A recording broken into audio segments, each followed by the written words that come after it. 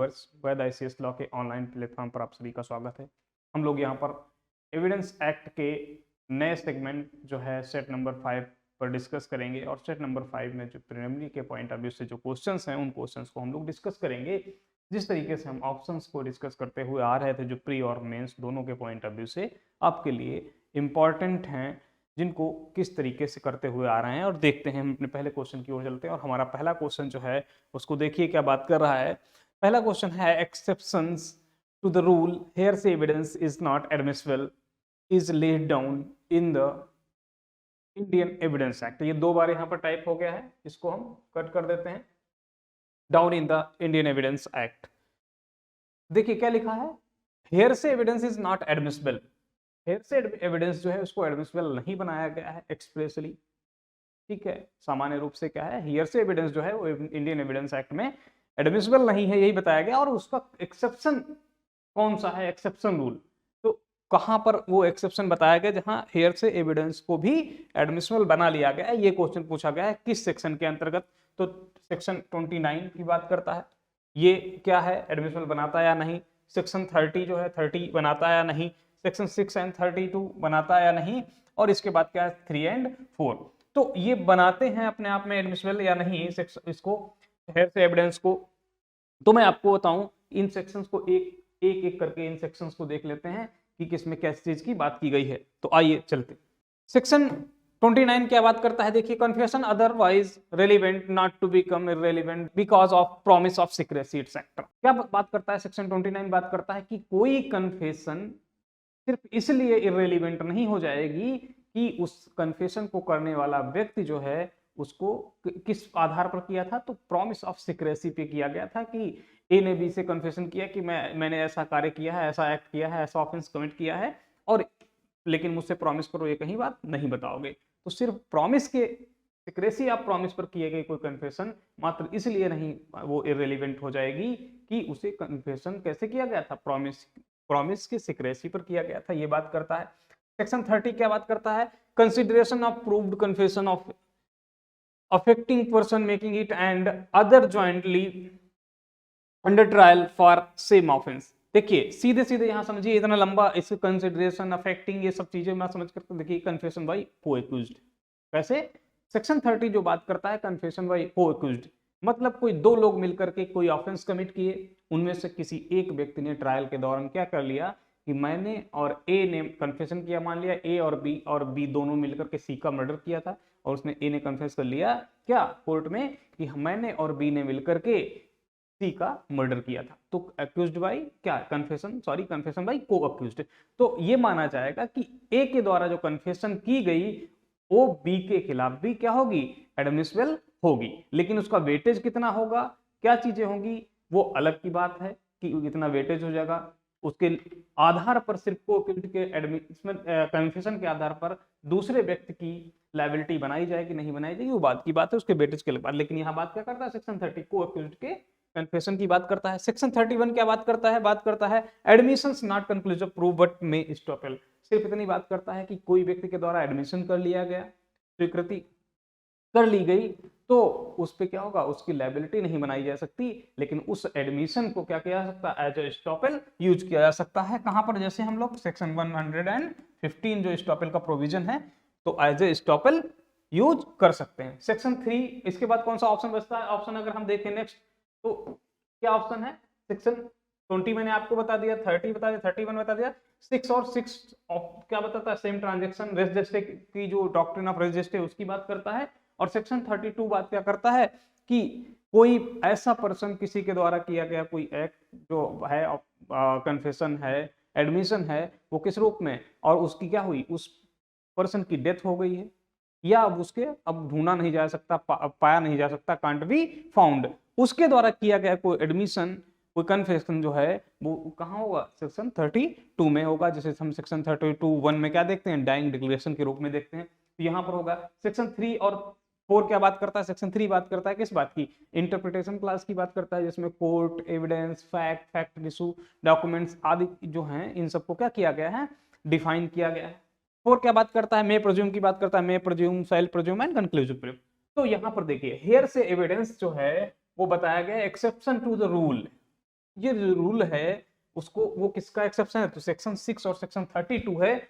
इन दोनों पे जगह पर क्या बताया गया है कि हेयर से एविडेंस को भी एक्सेप्ट कर लिया जाएगा। इसका एग्जांपल मैं आपको बता दूं, सेक्शन जो 6 है वो कहाँ बताता है कि जो फोस्टर का केस है, फोस्टर के केस को जो है हेयर से एविडेंस के रूप में एडमिसिबल बनाया गया है। ठीक है, ऐसे सेक्शन 32 में भी डाइंग डिक्लेरेशन के रूप में ये हो सकता है। तो इस क्वेश्चन का जो आंसर होगा वो सी ऑप्शन जो है वो सही होगा। तो C option of this question is the right answer. Next question की तरफ चलते हैं। Under section 122 of Indian evidence act privilege is available to. देखिए सेक्शन 121 टू लेकर 133 जो है ये पूरा एक जो पार्ट है ये किसकी बात करता है, ये प्रिविलेज्ड कम्युनिकेशन की बात करता है कि यहाँ पर जो कम्युनिकेशन की जाएगी, जो संसूचनाएं होंगी वो कहाँ किसमें आएंगी, प्रिविलेज्ड विशेषाधिकार कम्युनिकेशन होंगी, संसूचनाएं होंगी, जहां पर क्या होगा सेक्शन 122 जो है, सेक्शन 122 किसकी बात करता है,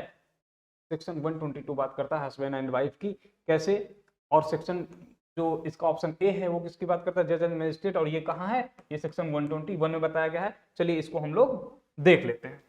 सेक्शन 122 जो बात करता है, क्या बात करता है, कम्युनिकेशंस ड्यूरिंग मैरिज। कहाँ, कम्युनिकेशन ड्यूरिंग मैरिज, मैरिज के दौरान या मैरिज के जहां पर संबंध है, मैरिड हैं जो कपल, उनके द्वारा के बीच जो कम्युनिकेशन होगी वो कहाँ की प्रिविलेज कम्युनिकेशन में शामिल किया गया है। और ये वर्ड कहाँ से निकल के आता है कि उसमें, तो देखिए सूट बिटवीन मैरिड पर्सन्स। ठीक है, यहाँ पर इसको देखेंगे तो यह हो जाएगा, मतलब मैरिड पर्सन्स के बीच है, पति पत्नी के बीच में किसी प्रकार कोई कम्युनिकेशन किया जाएगा तो वो किसमें आएगा, वो जो है वो प्रिविलेज कम्युनिकेशन में आएगा। और यहाँ पर क्या चीज का इन लोगों को बेनिफिट दिया जाएगा। बोथ ए एंड बी सही होगा नहीं और डी भी सही नहीं होगा, तो option B is the right answer of this question. और मजिस्ट्रेट और जजेस की जो कम्युनिकेशन की बात की गई है वो सेक्शन 121 बात करता है। नेक्स्ट क्वेश्चन की तरफ हम चलते हैं और हमारा नेक्स्ट क्वेश्चन है, what is the meaning of not proved under evidence act.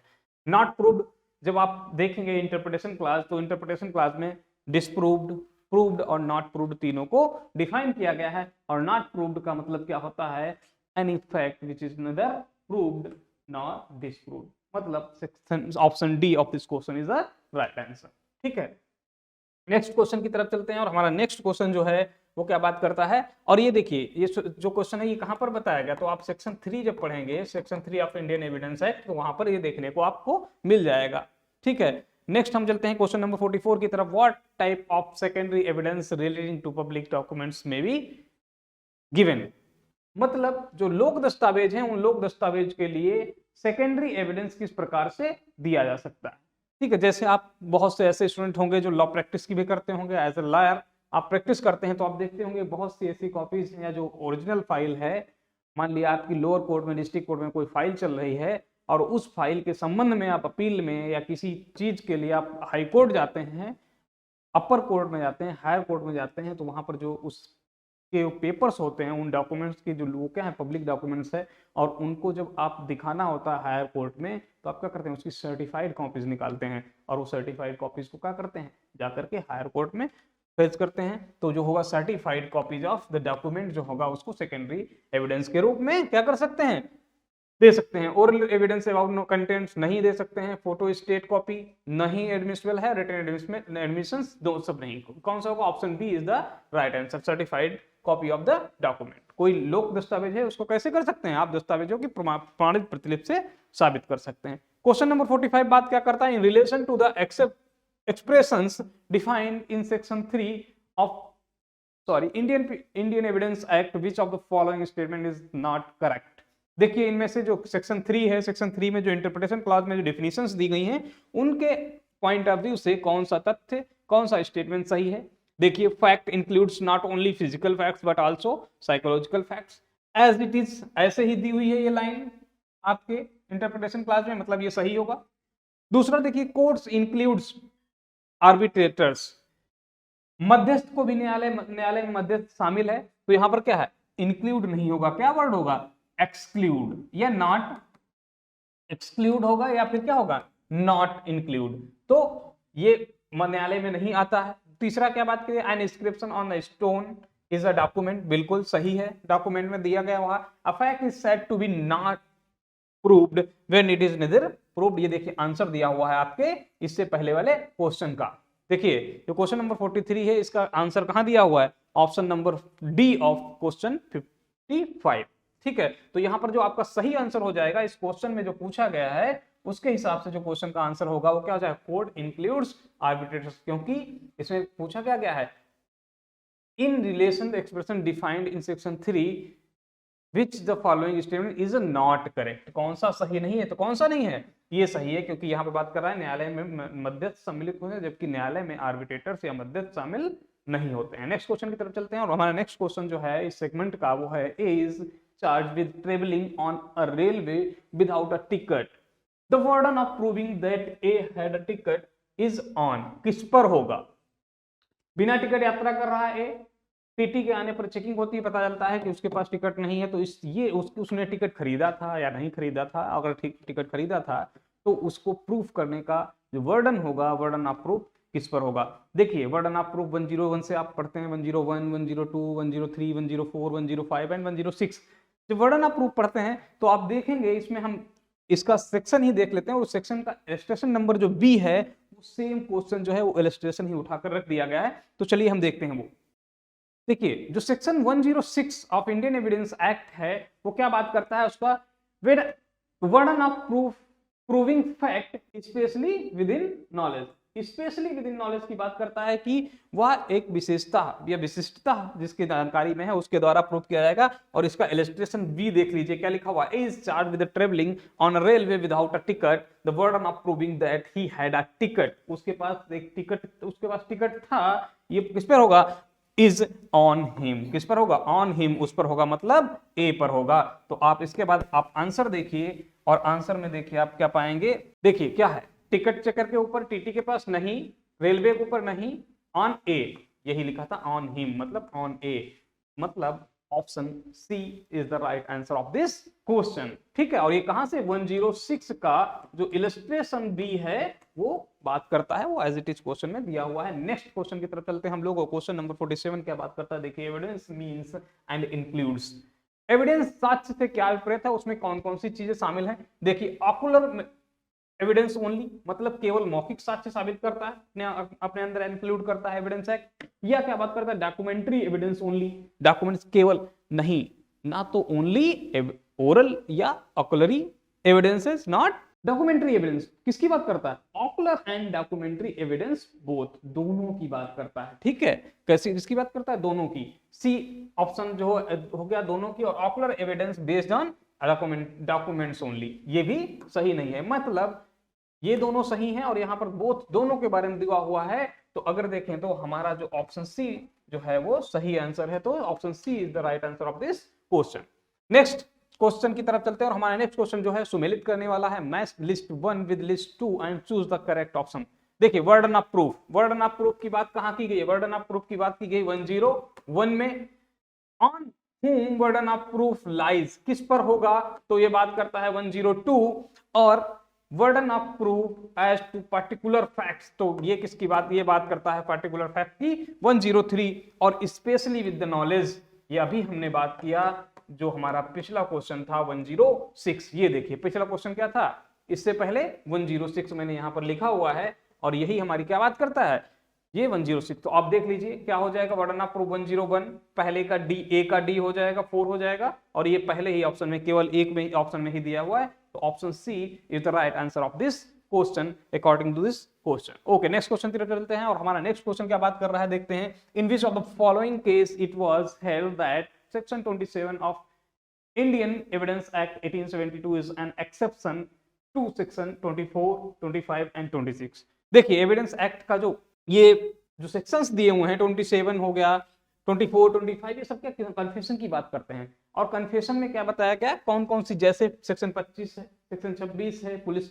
Officer को दिया गया कोई स्टेटमेंट जो होगा वो एडमिसिबल नहीं होगा, इस बात की बात करता है। और 26 की बात करता है कि पुलिस कस्टडी में दिया गया कोई, और हालांकि इन्हीं सेक्शंस में इनके एक्सेप्शन भी बताए गए हैं, कब पुलिस ऑफिसर को भी दिया गया, पुलिस कस्टडी में दिया गया कन्फेशन एडमिशन या किया गया कन्फेशन भी रेलिवेंट हो जाएगा, एडमिसिबल हो जाएगा। रिलेवेंट तो है ही, क्योंकि रेवलेंसी के प्रोविजन में दिया गया हुआ है, लेकिन कब वो एडमिसिबल हो जाएगा ये भी यहाँ पर बताया गया है, लेकिन वहां हम जाएंगे नहीं। पूछा गया है किस केस में बताया गया है, तो देखिए इसका जो सही आंसर है वो है Inayatullah Khan Mohammad Inayatullah versus state of Maharashtra का केस है। इस केस में क्या किया गया है, ये इसी सेक्शन 27 के बारे में बात कर, सेक्शन 27 जो बात करता है वो डिस्कवरी एविडेंस की बात करता है। इनायतुल्लाह खान का केस होगा, इससे रिलेटेड है। पाकला नारायण स्वामी वर्सेस किंग एम्परर का जो केस है ये किससे रिलेटेड है, state of UP versus Devman Upadhyay का केस, और P Kotaiah versus king emperor state, ये सेक्शन 27 से ही रिलेटेड है। पी कोटैया का भी 26 एंड 27 से रिलेटेड है, और पाकला नारायण स्वामी का जो केस है ये किससे रिलेटेड है, ये रिलेटेड है सेम ट्रांजैक्शन से, 676 से, सेक्शन 6 से रिलेटेड है। पाकला नारायण स्वामी का केस जो है ये, इसमें आप जानते होंगे इसके फैक्ट्स की, किसी का उधार पैसा होता है, उसके बाद उधारी पैसा लेने के लिए जाते हैं, उसके बाद एक बॉक्स में इनकी लाश मिलती है, पाई जाती है, तो उसको सेम ट्रांजैक्शन का पार्ट माना गया है सेक्शन 6 में। ठीक है, तो ये जो केस है देवमन उपाध्याय, इनके फैक्ट्स इतने ज्यादा जानने की आवश्यकता नहीं है। देवमन उपाध्याय जो हैं इनका भी क्या है कि एक किराएदार के रूप में रहते हैं, और उसके बाद क्या होते हैं कि उस मकान मालिक की जो बेटी होती है रंजना, उसी का ये जा करके कि बोलते हैं कि मैं प्रेम करता हूँ, हलो हाय करते हैं, वो हंस देती है, इन्हें लगता है कि वही प्रेम करते हैं और इस शादी का रिश्ता लेकर पहुंच जाते हैं। फिर आखिर काफी सारी चीजें हैं, उसके बाद ये रिस्टिट्यूशन ऑफ कंजुगल राइट का हायर कोर्ट में जाकर के मुकदमा करते हैं, तो इस प्रकार के कई काफी मुकदमेबाजी होती है उसमें है। तो और उसके बाद जो ऑफेंस होते हैं तो सेक्शन 27 और 26 दोनों में ही रिलेवेंट होते हैं। तो इसी के साथ नेक्स्ट हम क्वेश्चन पे चलते हैं, और इसका सही आंसर क्या है, Inayatullah versus state of Maharashtra का जो केस है, ये केस 1947, एक बार आप चेक कर लीजिएगा, 1947 का केस है। ठीक है, साइटेशन चेक कर लीजिएगा। नेक्स्ट क्वेश्चन की तरफ चलते हैं। हमारा नेक्स्ट क्वेश्चन देखिए क्या बात करता है। Next question and the last question of this segment is the case Dudhnath Pandey versus state of UP is related to. तो सेक्शन ये किससे रिलेटेड है दूधनाथ पांडे का केस, तो दूधनाथ पांडे का जो केस है वो रिलेटेड है प्ली ऑफ एलिबाई। रेजिस्टे जो है रेजिस्टे से रिलेटेड नहीं है। कहां बात करता है, रेजिस्टे की बात की गई है section 6 of Indian evidence act. Plea of alibi section 11 की बात से बात करता है। एडमिशन सेक्शन 17 है, और आपका अकॉम्प्लिस 133 में है, सह अपराधी की बात करता है। ठीक है, तो ये जो ऑप्शन है इसका प्ली ऑफ एलिबाई हो जाएगा, इसका दूधनाथ पांडे। सॉरी, मैं एक्सप्लेनेशन आपको जो बता गया अभी, दूधनाथ पांडे की जो एक्सप्लेनेशन थी, दूधनाथ पांडे जो हैं एक किराएदार के रूप में रहते हैं। हमारा जो नेक्स्ट क्वेश्चन है, क्वेश्चन नंबर 49 क्या बात करता है, in which of the following case it was held that section 27 of Indian evidence Act 1972 is exception to section 24, 25 and 26। देखिए 24, 26, 25 और 27 ये सभी क्या है, कन्फेशन के सेक्शंस हैं, कन्फेशन से रिलेटेड सेक्शंस हैं। 25 बात करता है पुलिस ऑफिसर को दिया गया कंसेंट, कन्फेशन जो है वो रिलेवेंट एडमिसिबल नहीं होगा, रिलेवेंट नहीं होगा। 26 बात करता है उसकी पुलिस कस्टडी में दिया गया कन्फेशन, क्या होगा, रिलेवेंट तो होगा लेकिन एडमिसिबल नहीं होगा। 24 बात करता है थ्रेट एंड, किसी को धमकी दे करके अगर कोई कन्फेशन कराया जाता है तो वो रिलेवेंट नहीं होगा। और 27 जो बात करता है वो सेक्शन 27 बात करता है डिस्कवरी एविडेंस की बात करता है कि किसी व्यक्ति को प्रोसिक्यूट किया गया और उसके बाद वो क्या कर देता है, कोई ऐसा स्टेटमेंट देता है, उस स्टेटमेंट से क्या होता है, किसी संसाधन का, मीन्स का, या कोई वेपन्स हैं या कोई अन्य चीज जो रिलेटेड है उस ऑफेंस से, उस घटना से, और वो क्या होता है डिस्कवर की जाती है, तो वो सेक्शन 27 में रिलेवेंट हो जाता है। तो सेक्शन 20, और ये किस केस में बताया गया, तो ये इनायतुल्लाह के केस में बताया गया है। ठीक है, और ये केस इनायतुल्लाह का केस में है, तो 1947 इसका साइटेशन, ये 1947 में केस आया था। पाकला नारायण स्वामी का जो है ये किससे रिलेटेड है, सेम ट्रांजैक्शन से रिलेटेड है, और सेक्शन 32(1) डाइंग डिक्लेरेशन के रूप में जाना जाता है। स्टेट वर्सेस देवमन उपाध्याय का सेक्शन 27 से ही रिलेटेड है। पी कोटैया का सेक्शन 26 एंड 27 दोनों ही धाराओं से रिलेटेड केस है। इसी के साथ हम ज्यादा ना डिस्कस करते हुए नेक्स्ट क्वेश्चन पे चलते हैं। नेक्स्ट क्वेश्चन हमारा क्या है, question number 50 and the last question of this segment क्या है, the case Dudhnath Pandey versus state of UP is related to. Dudhnath Pandey versus state of UP का केस किससे रिलेटेड है, ये केस जो है इसमें डायरेक्ट मैं आपको बताता हूं आंसर, इसमें प्ली ऑफ एलिबाई से रिलेटेड है। दूधनाथ पांडे में जो है इसके जो कुछ फैक्ट क्या है, दुधनाथ पांडे एक किराए का मकान लेते हैं, किराए पर रहते हैं एक किराएदार के रूप में, और इनके जो लैंडलॉर्ड हैं उनकी एक बेटी होती है जिसका नाम वो रंजना होता है। ये जब एक दो बार निकलते हैं, हाय मुलाकात होती है और हेलो हाय करते हैं, और वो भी इनको हेलो हाय करती है, और इस बात को ये समझते हैं कि वो मुझे पसंद करती है, और ये क्या करते हैं अपने पेरेंट्स को लेकर के उसकी माता जी के पास चले जाते हैं, उस घर चले जाते हैं उसके रिश्ते की बात करके। जब ये बात रंजना से पूछी जाती है तो रंजना क्या कहती है कि मैं उनसे कोई प्रेम नहीं करती किसी प्रकार का। तो इसी प्रकार से आगे क्या होता है, फिर ये हायर कोर्ट में जाकर के अपील में चले जाते हैं, कंज्यूगल ऑफ रेस्टिट्यूशन ऑफ कंज्यूगल राइट्स का मुकदमा करते हैं, सेक्शन 9 हिंदू मैरिज एक्ट का। तो इस प्रकार से कई चीजें हैं जिसमें फाइनली जो ये इसके जो निष्कर्ष निकल के आता है, और जब ये घटना घटती है तो प्ली ऑफ एलिबाई से रिलेटेड ये केस होता है। सेक्शन जो रेजिस्ट्री है ये सेक्शन 6 से रिलेटेड है। सेक्शन 6 में रजिस्ट्री के बारे में बताया गया है। एविडेंस एक्ट के एडमिशन को सेक्शन 17 में डिफाइन किया गया है और एकम्प्लिस को 133 में डिफाइन किया गया है। तो इस हिसाब से ये क्वेश्चन जो हमारे ये सेगमेंट था ये यहीं पर खत्म होता है, और हम इसी तरीके से और सब्जेक्ट के और इसमें जो नेक्स्ट क्वेश्चन है उनको करते रहेंगे। So thank you so much viewers.